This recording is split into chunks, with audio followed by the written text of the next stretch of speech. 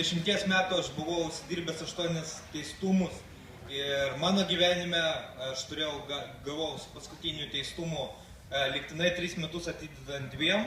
Ir tuo metu mano kelyje pasitaikė Marius, kuris supažindino mane su Kristum ir aš atvažiavau į reabilitacijos centrą.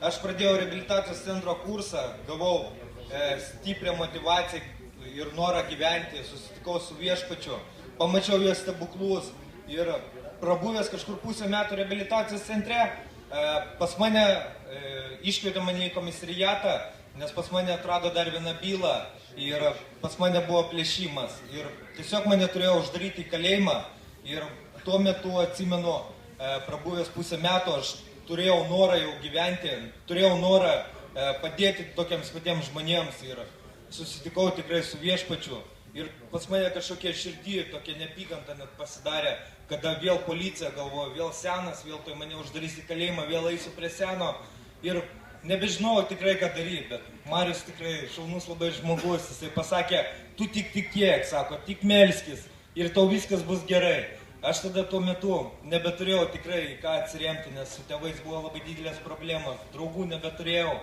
ir tuo metu tikrai aš patikėjau, kad kažkas gali pasikeisti mano gyvenime, kažkas gali įvykti mano gyvenime ir mes tiesiog meldėmės ir daugiau negu kelis mėnesius meldėmės, pas mus įvyko teismas. Ir teisėjas tiesiog pasakė nuosprendį ir kada nuosprendis sako mano lygtinumą seną ir dadėjo tik tai baudą. Aš net nustebau, visi reabilitacijos centre sakė, kad viskas, tu turi važiuoti ant 3 metų, nes pas tai 3 metai lygtinai ir atidedant 2 metams. Tai 3 metus aš tikrai turėjau turėti jau ir dar už tą bylą kažką turėjo dadėti, bet nieko nedadėjo. Ir aš tikrai tikiu, kad čia buvo Dievo poveikis mano gyvenime.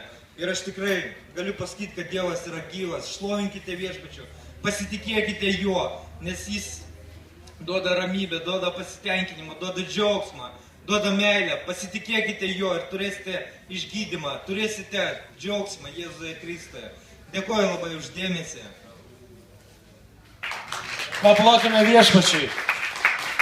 Tai buvo Artūro liudijimas.